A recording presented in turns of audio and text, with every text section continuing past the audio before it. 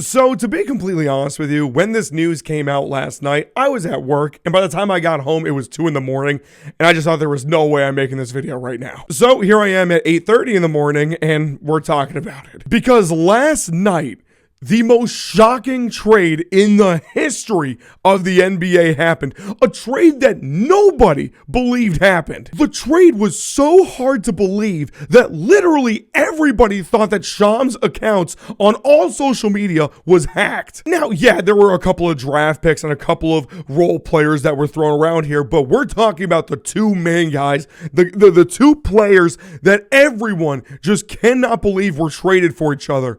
Luka Doncic was traded to the Lakers for Anthony Davis to the Dallas Mavericks. This is a trade that completely shook the entire NBA fan base. Hell, it shook the entire internet. Because if you know anything about the NBA, if you know anything about any of these NBA teams, you would know that Luka Doncic is that dude in Dallas. Luka Doncic to Dallas is what Kobe Bryant was to the Lakers, what LeBron was to Cleveland, what Dwayne Wade was to the Heat. He was the guy that was so good, he was so great, that there was no chance that anyone would think that Dallas would get rid of him. And let me make myself very clear, that's the whole story here. It's not Anthony Davis being traded from the Lakers.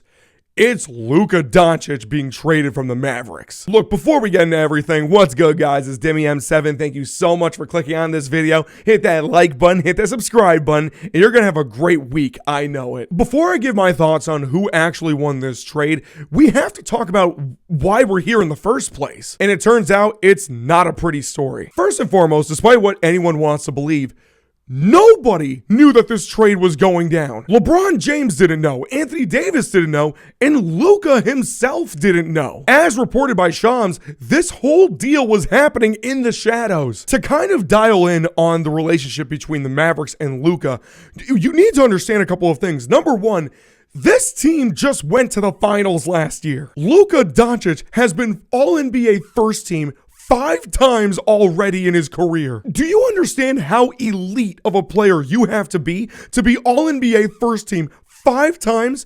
And you're 25 years old? That is Hall of Fame legendary stuff. This dude is a career 28 point per game scorer. That's 3rd highest all time. And we all know what he did to the Phoenix Suns a couple of years ago, completely dismantling them. I mean, this dude is a killer. And we all know what he did to the Phoenix Suns in the playoffs a couple of years ago. I mean, this dude is just a certified monster. So even after everything I just said, why on earth would Dallas trade this guy, this clear face of the franchise, this clear generational type player? Well, for them, 2 reasons. The first reason is Luka's complete disregard for defense. As phenomenal as an offensive player as Luka Doncic is, he is just bad on defense. It's like he doesn't try half the time. I mean, we even saw that in the finals last year, which has really bothered the Dallas Mavericks front office. In their words, they believe defense wins championships.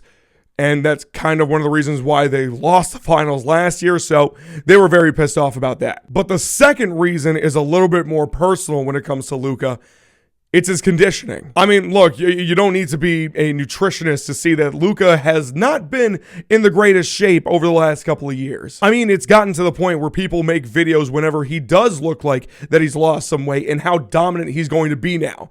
There's quite a few YouTubers that have done way too many videos about it. But yeah, ever since his rookie year, Luka has put on some pounds to the point where apparently he was about 270 this season. He just hasn't kept himself in shape. And you could say that's a reason why he's had so many lingering injuries over the last couple of years. I mean, hell, that's why he's been injured for the last month or so. And that frustrated the Dallas Mavericks. It frustrated them that this guy just wasn't putting the right care or right attention towards his body, towards his physical abilities. And again, like I said, you could clearly see it ever since watching Luka as a young teenager. Like, you could see the guy just doesn't move like he used to. And he's not some 33, 34-year-old. He's 25. He hasn't even hit his physical prime yet. And the cherry on top to all of this, and what I think is the biggest slap in the face to Luka Doncic, is the fact that he was eligible for a supermax contract this summer. $350 million plus, whatever it is.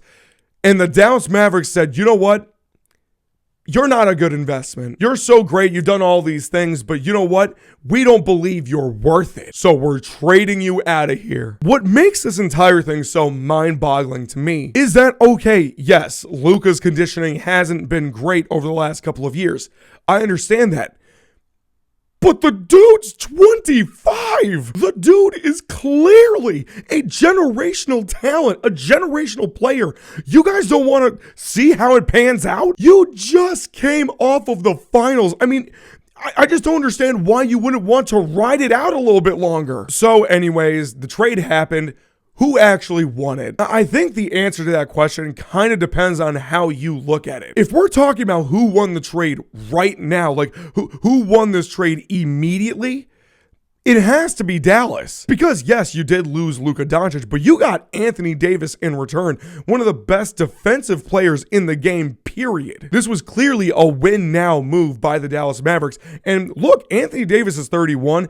Kyrie, I think, is like 32. Both of them are going to be very competitive for the next couple of years. But if we're talking about who won this trade long term, it's the Lakers, and it's not even close. Because after so many questions of who's going to be the next guy for the Lakers, they had Kobe, they had LeBron. Who's going to be the next guy?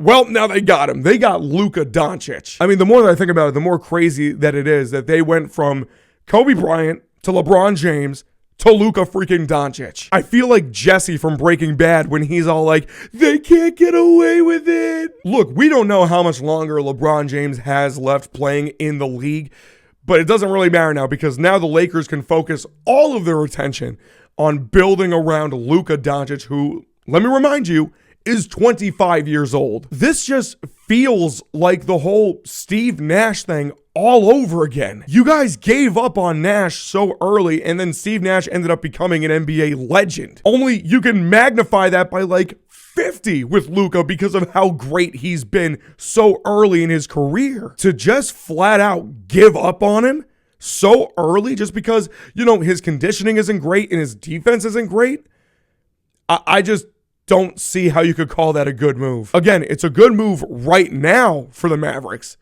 but it's not going to be a good move 5, 6, 10 years down the road because they lost their franchise guy, a legendary player in the making. Please let me know in the comments what you think about all of this. And until next time, peace.